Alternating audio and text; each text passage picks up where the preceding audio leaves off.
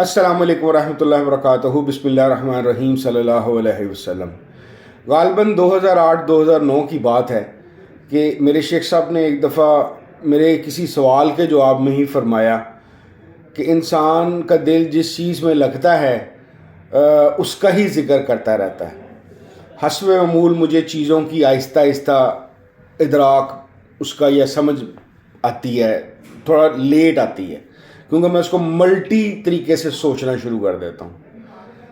اس ایک جملے کی وجہ سے مجھے یہ سمجھ آنی شروع ہوئی آہستہ آہستہ کہ یہ ایک جملے سے اگر ہم چاہیں اور سوچیں اور غور کریں تو ہمیں دوسرے انسانوں کی سائیکی کی بڑی بیسک بات پر سمجھ آ جاتی ہے کہ انسان کیا سوچتے ہیں، ان کا لائف میں آئیڈیل کیا ہے، ان کے مقاصد کیا ہیں۔ اور پھر مجھے یہ احساس ہوا کہ میں اپنے اندر اور اپنے ارد گرد کے لوگوں کے متعلق سوچوں کہ یہ اصل میں زیادہ کس چیز کا شغف رکھتے ہیں، کس چیز کو آئیڈیلائز کرتے ہیں۔ تو پتہ یہ چلا کہ ہم میں سے زیادہ تر، چاہے وہ مذہبی ہیں چاہے غیر مذہبی، داڑھی والے ہیں یا شراب پینے والے ہیں، ویسے تو خیر داڑھی والے بھی بہت سارے شراب پیتے، یہ ان کا جو ان سے گفتگو ہے اور ان کی جو ذہن کی توانائیاں ہیں یہ اکثر اوقات صرف ہو رہی ہوتی ہیں پیسے اور جاہ و جلال اور ایک عیاشی والی زندگی گزارنے کے لیے۔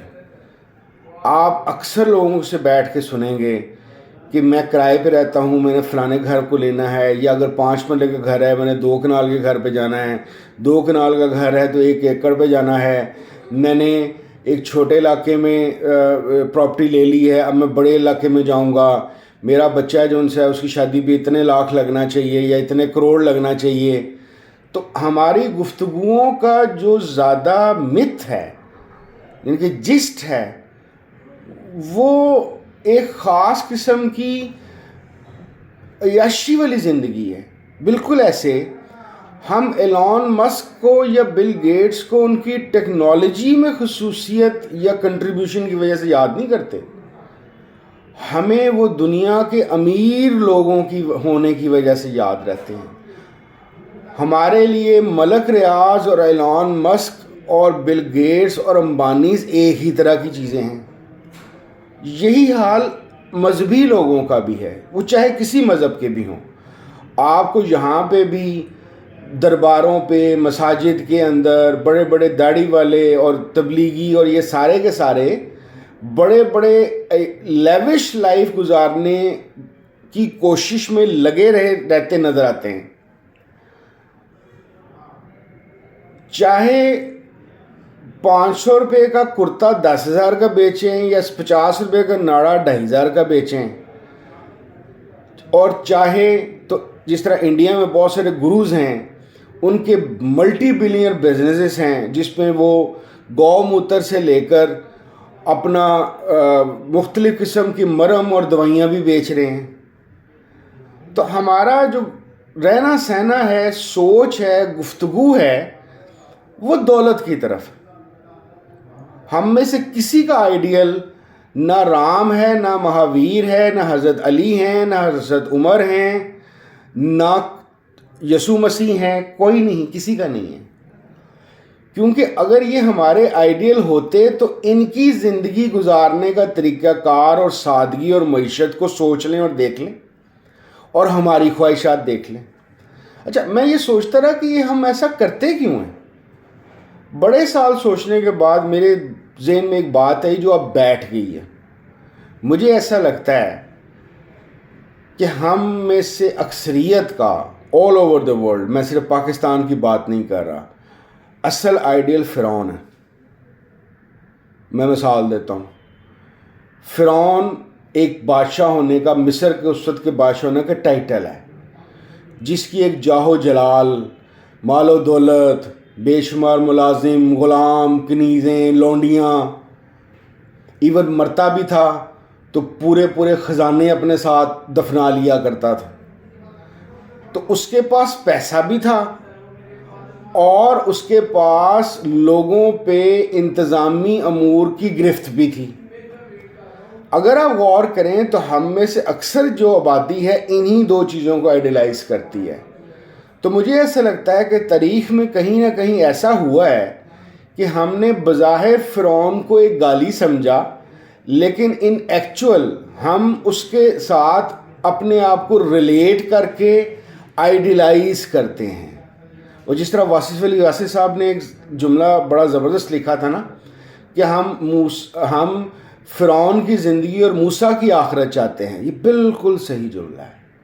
میرے خیال کے مطابق آخرت کا تو ہمارا چکر ہی کوئی نہیں ہے.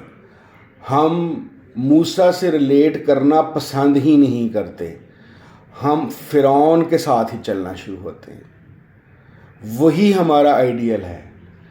جیسے کہ ایون آپ کارپوریٹ ورلڈ میں یا نان کارپوریٹ ورلڈ میں بھی دیکھ لیجئے کہ ایون انتظامی امور کو چلانے کے لیے بھی ہمارا جو ان سے آئیڈیل ہے فرعون ہے.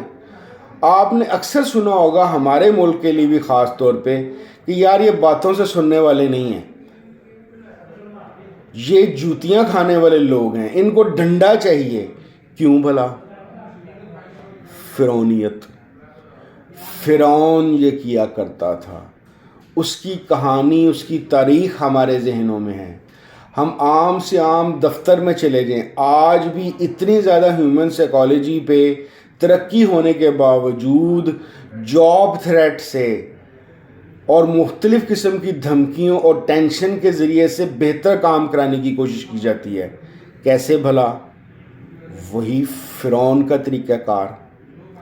تو میری آج کی گفتگو کا مقصد صرف اتنا ہے کہ ہم یہ مان لیں کہ ہمارا آئیڈیل حضرت علی، حضرت عمر، حضرت امام حسین یا مہاویر یا بدھا یا رام یا کرائسٹ یہ نہیں ہے.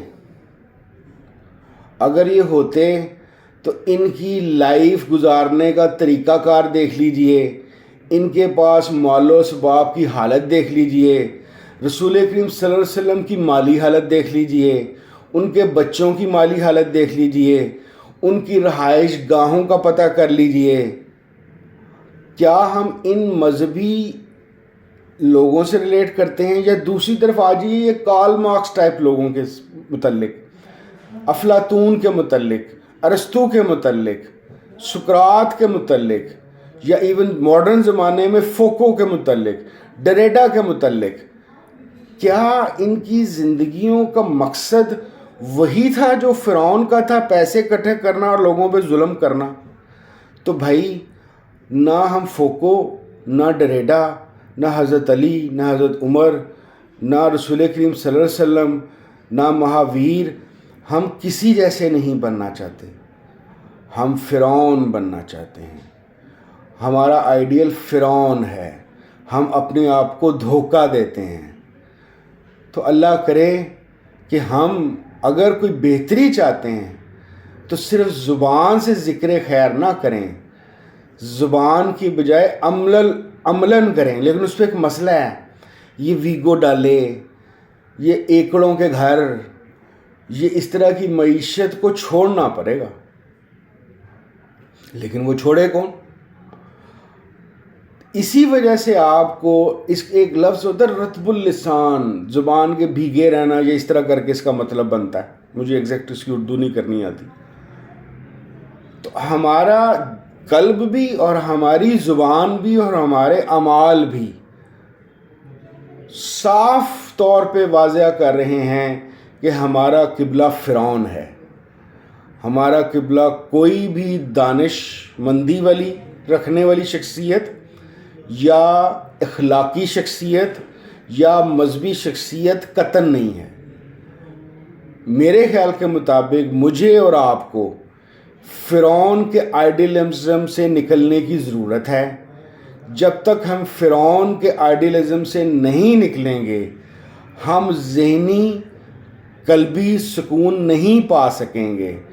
پلاٹوں کے متعلق، دولت اکٹھے کرنے کے متعلق سوچتے رہنا میرے خیال کے مطابق ایک معیاری انسانی زندگی نہیں ہے. تو دعا ہے اور کوشش ہے سب سے پہلے اپنے لیے اور پھر باقی اور سب لوگوں کے لیے بھی، کیونکہ میں بھی اس معاشرے کا حصہ ہوں، اسی دنیا کا باشندہ ہوں، ویسے ہی سوچتا ہوں. میرا بھی آئیڈیل مجھے اکثر یہی لگتا ہے کہ کہیں نہ کہیں فرعون ہی ہے۔ اللہ تعالی ہمیں فرعون کے آئیڈیلزم سے نجات دلا دے۔ السلام علیکم ورحمۃ اللہ وبرکاتہ۔